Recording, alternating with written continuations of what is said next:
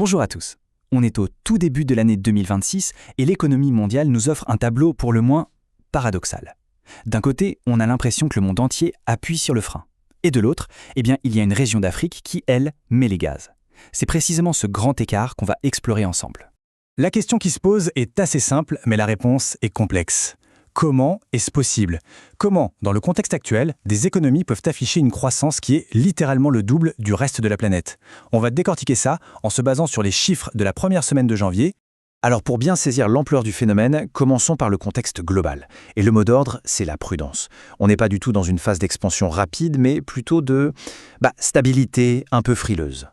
Regardez ce chiffre, 3,1%. C'est l'estimation la plus optimiste pour la croissance mondiale cette année. C'est un rythme modéré, voilà.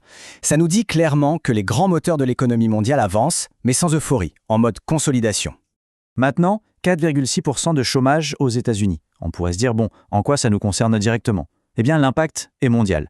Un marché du travail américain aussi robuste, ça signifie une chose. La Réserve fédérale, la Fed, ne va pas se presser pour baisser ses taux d'intérêt. Et ça change tout. Il faut vraiment voir l'économie mondiale comme une seule grande machine. La Fed, en quelque sorte, garde le pied sur le frein pour éviter la surchauffe aux États-Unis. Le problème, c'est que ça ralentit la cadence pour absolument tout le monde, y compris pour les pays qui ont besoin d'emprunter pour se développer. Donc si on résume le climat mondial, c'est la prudence qui domine. On a des budgets qui assurent une forme de stabilité, comme celui de l'ONU, mais pas de quoi relancer la machine. Ajoutez à ça des tensions géopolitiques qui pèsent sur le prix de l'énergie. Bref, les grands acteurs avancent vraiment sur la pointe des pieds. Et c'est là que l'histoire devient fascinante. On change complètement de décor et on part en Afrique de l'Ouest, au sein de l'Union économique et monétaire ouest-africaine qu'on appelle l'UEMOA. Et là, le contraste est saisissant. 6,3%, c'est plus du double de la moyenne mondiale. Le plus incroyable, c'est que cette croissance n'est pas juste tirée par l'extérieur. Non, elle vient de l'intérieur, une forte consommation des ménages et une production céréalière en nette augmentation. Une des décisions techniques, mais capitales de la Banque centrale régionale a été de réviser ce fameux taux de l'usure. C'est un véritable jeu d'équilibriste. L'idée, c'est de protéger les gens qui empruntent, bien sûr, mais sans pour autant décourager les banques de financer des projets nouveaux, plus risqués, mais aussi plus innovants. Et au sein de cette région déjà très dynamique, il y a un pays qui se démarque encore plus, le Bénin. Là, on parle d'un objectif de croissance de 7,5%. Ce pays ne se contente pas de suivre le rythme, il imprime carrément sa propre cadence. Ce graphique illustre parfaitement notre paradoxe de départ. Le contraste visuel est spectaculaire. D'un côté, le rythme mondial, et de l'autre, cette accélération ouest-africaine, avec le Bénin en tête de peloton. Les chiffres parlent vraiment d'eux-mêmes. La question est donc, comment est-ce possible? Quel est le secret derrière cette performance? On va zoomer sur le cas du Bénin pour comprendre les mécanismes à l'œuvre. Alors, ce succès, ce n'est pas un coup de chance. Il repose sur une stratégie très claire en 3 piliers.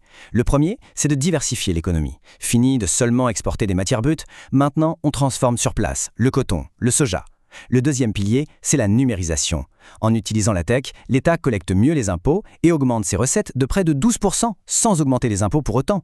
Et enfin, le troisième pilier, l'investissement massif dans les infrastructures. On parle de plus d'un quart du budget qui va dans le dur, dans le concret. Les routes, les écoles, les usines, c'est une vraie transformation structurelle. D'ailleurs, le budget du pays confirme tout ça. On voit bien cette volonté d'investir massivement, tout en gardant le déficit sous contrôle, en dessous de la norme régionale. C'est un signe de sérieux et de discipline budgétaire qui rassure. Et puis, il y a un moteur un peu plus discret, presque invisible, qui est en train de tout changer. L'intelligence artificielle. Ce n'est pas de la science-fiction, c'est très concret. L'IA est utilisée pour détecter la fraude fiscale, mais aussi pour prédire les rendements agricoles. Ça rend l'économie et l'État beaucoup plus efficaces. Évidemment, ce tableau très optimiste ne doit pas nous faire oublier les défis. Ils sont réels et ils pourraient menacer tous ces progrès. L'optimisme, oui, mais un optimisme prudent. Il y a 3 risques majeurs à garder en tête. D'abord, la dette. Avec un dollar fort, rembourser les prêts en dollars coûte plus cher. Ensuite, le climat. L'économie repose beaucoup sur l'agriculture, donc elle est très vulnérable aux sécheresses ou aux inondations. Et enfin, la sécurité. L'instabilité au nord de la région oblige à des dépenses militaires et sociales très importantes. On voit d'ailleurs très bien sur ce graphique à quel point le défi de la sécurité est pris au sérieux. 42% des dépenses qui partent dans le social et la sécurité, c'est énorme. C'est un choix budgétaire fort qui montre où sont les priorités. Alors, au final, qu'est-ce qu'on doit retenir de tout ça? Que nous dit cette accélération africaine face à un monde qui, lui, ralentit? Le message principal, c'est peut-être celui-là. 2026 pourrait bien être l'année qui confirme la résilience africaine. Ce début d'année en force n'est pas vu comme un accident de parcours, mais bien comme le signe d'une solidité économique de fond qui est en train de s'installer. Et ça nous laisse avec la question finale, la plus importante sans doute, est-ce que cette résilience, cette capacité à avancer malgré les vents contraires mondiaux, peut se transformer en un vrai modèle de développement durable?